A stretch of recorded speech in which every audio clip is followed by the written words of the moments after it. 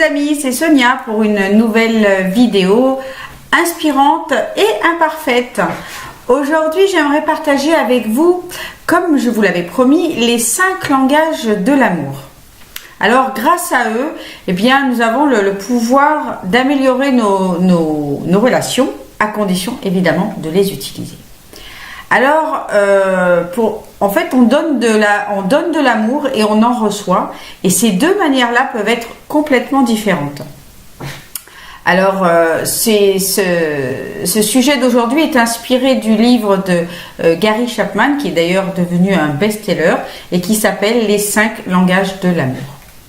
Alors, pour bien comprendre, chaque personne dispose d'un langage qui lui est plus sensible que les 4 autres.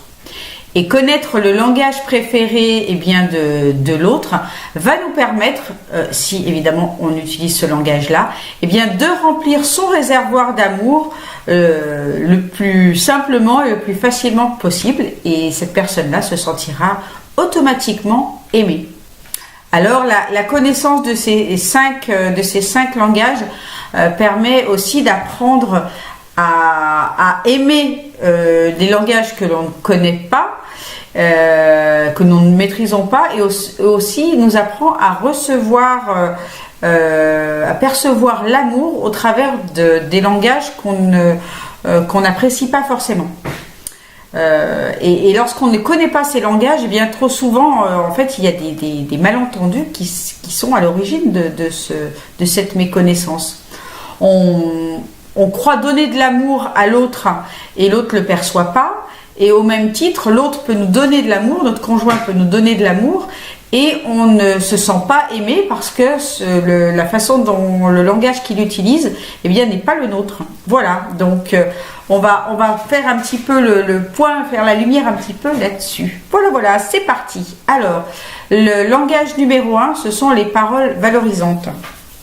Alors, les paroles valorisantes correspondent en fait à un besoin humain qui est important, qui est le besoin de reconnaissance. Alors, ce langage-là est un langage en fait simple et direct pour exprimer notre amour avec des mots. Alors, nous l'exprimons de plusieurs façons, notamment avec des paroles d'encouragement, avec des compliments et aussi des mots gentils. Voilà. Alors, ce langage-là est pour moi celui que j'affectionne le plus et c'est celui qui remplit à tous les coups mon réservoir d'amour et ma confiance en moi. Ça marche à tous les coups.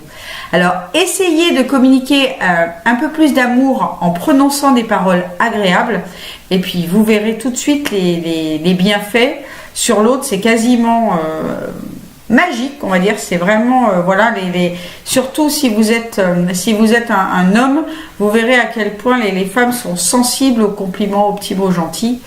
Et puis ça marche aussi bien dans la vie personnelle que dans la vie professionnelle. Alors messieurs, mesdames, je vous lance un petit défi. Aujourd'hui, trouvez des paroles valorisantes pour remercier votre compagnon, votre mère, vos enfants. Remerciez-les pour le repas, pour les attentions qu'ils ont eues pour vous, essayez de trouver toutes les bonnes occasions de donner des petits mots gentils, de valoriser l'autre avec des compliments. Vous pouvez même en distiller à la boulangerie en disant que le pain est succulent, remercier avec un grand sourire, etc. Faites-le vraiment sans attendre rien en retour et puis vous verrez à quel point un compliment peut avoir un impact important sur la journée de l'autre. Vous verrez son visage s'illuminer. Rien que ça déjà, c'est un vrai bonheur. Alors, attention toutefois, on parle ici uniquement d'amour et de paroles sincères. Il ne s'agit pas de donner de faire des compliments qui ne sont pas sincères. D'ailleurs, les gens voit largement la différence. Donc vous trouverez toujours voilà, un moyen de faire vraiment un beau compliment, que ce soit sur, sur un collier, sur un sourire, peu importe. Voilà, laissez libre cours à votre imagination et c'est en s'entraînant qu'on devient plus fort à ce jeu-là aussi. Alors le deuxième langage de l'amour, c'est les cadeaux. Personnellement, moi j'ai grandi dans un environnement familial qui avait la culture des cadeaux. On se faisait des cadeaux pour les anniversaires, pour Noël, voilà. Il y a même d'autres familles qui se font des cadeaux plus régulièrement. Nous, c'est ce qu'on fait à la maison pour notre fils. On n'attend pas forcément des dates pour se faire des petits cadeaux, même entre nous. Mais ce n'est pas toujours le cas dans toutes les familles. Un enfant poli, dans certaines familles, un enfant poli est un enfant qui refuse ce qu'on lui donne par courtoisie. Et évidemment, ces enfants-là, à l'âge adulte, se sentent mal à l'aise de recevoir des cadeaux. Personnellement, je vous l'ai dit, nous, on aime beaucoup faire des cadeaux, même si ce n'est pas mon langage préféré de l'amour. C'est vrai, ça sera vraiment les paroles valorisantes. Alors, offrir un cadeau, ça peut être vraiment puissant pour véhiculer de l'amour, à condition que ça soit le langage de l'autre. Si vous faites des cadeaux à votre compagne ou à votre compagnon alors que lui, il a besoin de paroles valorisantes, eh bien, entre guillemets, c'est un petit peu comme jeter un pavé dans la mare. Ça ne servira pas à grand-chose.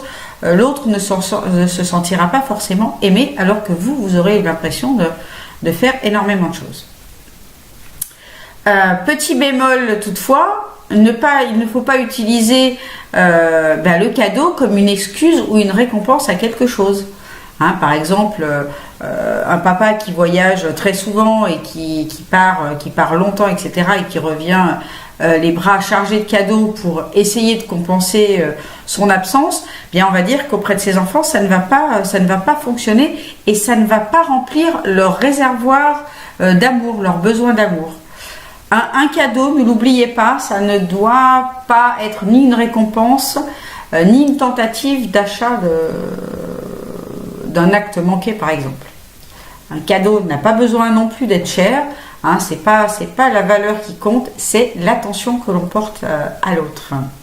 Voilà, alors deuxième défi, si votre partenaire est sensible, c'est son langage de l'amour et il est sensible aux cadeaux, notez-vous sur votre agenda, pourquoi pas, toutes les semaines ou tous les 15 jours, pensez à lui ramener une petite fleur, à lui concocter un petit quelque chose, un petit plat bien particulier. Ce petit cadeau, il y sera sensible et vous verrez que votre couple s'en portera que mieux. Voilà. Le troisième langage de l'amour, c'est les services rendus. Certaines personnes aiment vraiment rendre service pour montrer leur attachement et leur amour. Alors c'est une manière très concrète, très palpable et pas trop gênante de le faire, notamment pour les timides, pour ceux qui n'ont pas appris à exprimer, on va dire, ni par des gestes ni par des mots leur amour, rendre service, c'est une façon de s'exprimer. Encore une fois, attention à ce que ça soit également le langage de l'autre, sinon à un moment donné, il aura un décalage et il aura quand même son besoin d'amour qui ne sera pas rempli. Alors pour donner quelques exemples des services rendus, les mamans expriment beaucoup leur amour en faisant toutes sortes de tâches ménagères, on va dire pour le quotidien de la famille, mais aussi pour rendre service. C'est une façon d'exprimer son amour que de faire le linge pour son conjoint, de préparer des bons petits plats, etc. Alors le malentendu de ce langage-là, il y a un malentendu parce qu'en fait effectivement ça peut créer des effets très douloureux. Prenons par exemple l'exemple d'un mari qui, pareil, part très loin, mais travaille très dur, s'investit beaucoup dans son travail pour gagner beaucoup d'argent pour subvenir aux besoins de sa femme, de sa famille, etc. Il croit montrer beaucoup d'amour, en rapportant, on va dire, un salaire conséquent. en apportant de la sécurité financière à la famille. Mais pour autant, si la femme, ce n'est pas son langage, et ce n'est pas comme ça qu'elle remplit son réservoir d'amour, eh bien, cette manière-là peut générer des disputes. Hein, ça va pas, voilà, la personne va se sentir délaissée, au contraire, de voir l'autre qui n'est jamais là, par exemple. Veillez peut-être à ce qu'il soit apprécié à sa juste valeur. Encore une fois, voilà, veillez à ce que ce langage-là soit le langage de votre compagnon.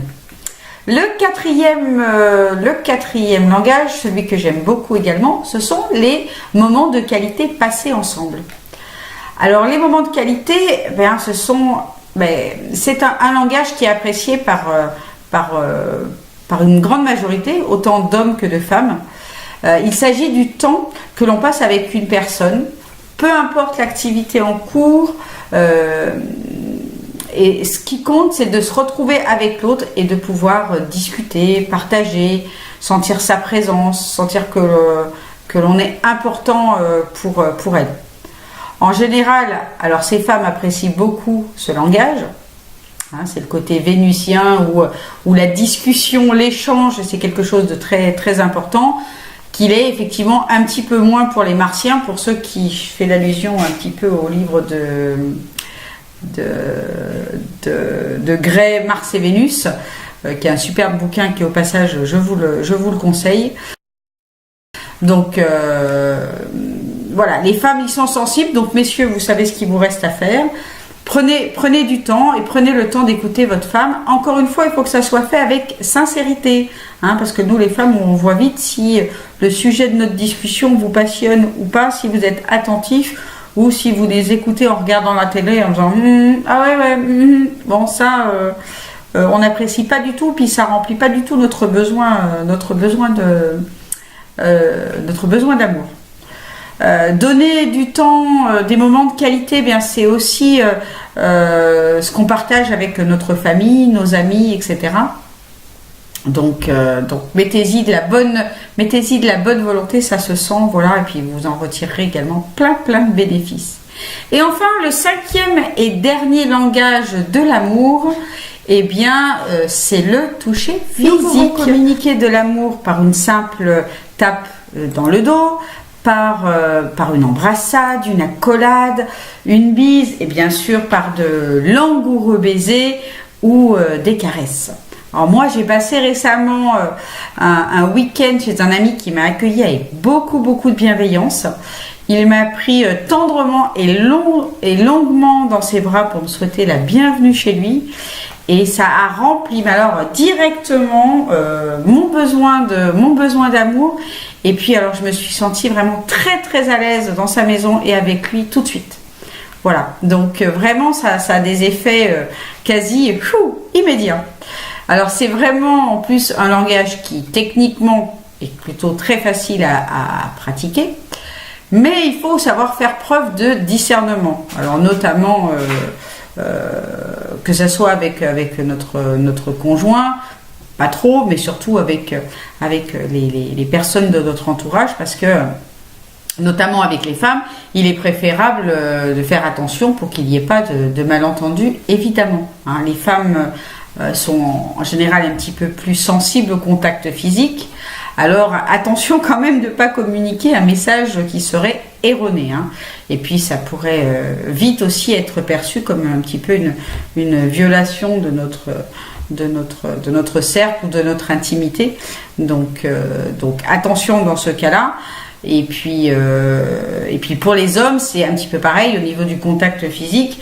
Il faut attendre d'avoir, on va dire, une certaine connaissance de l'autre, peut-être une certaine amitié pour se permettre effectivement des gestes, enfin on va dire un toucher, style une embrassade, une accolade, etc. La bienséance fait qu'effectivement on ne se saute pas dans les bras alors qu'on ne se connaît pas. Hein, surtout dans le commerce, vous pourriez avoir aussi des gestes, des fois un petit peu de recul en disant mais qu'est-ce qu'il veut celui-là, on ne se connaît pas, voilà. Et il faut savoir aussi qu'il y a certaines cultures qui n'ont pas du tout de contact physique. hein, notamment en Chine, aux États-Unis, ils sont un petit peu pudiques aussi par rapport au toucher physique au premier abord. Donc voilà, faire preuve de discernement. Et puis voilà, écoutez, j'ai terminé pour ces 5 langages. Alors en conclusion, moi je vous dirais que comprendre ces 5 langages, eh bien c'est très important et que ça peut vraiment radicalement changer vos rapports aux autres et notamment avec votre conjoint. Et ce qu'il faut comprendre aussi, c'est que on peut avoir, comme je vous l'avais dit au début, on peut avoir 2 langages. Un langage qui remplit notre besoin d'amour, et puis un langage où on exprime son amour. Donc c'est 2 choses bien différentes, il faut bien faire la distinction et puis connaître les besoins de l'autre.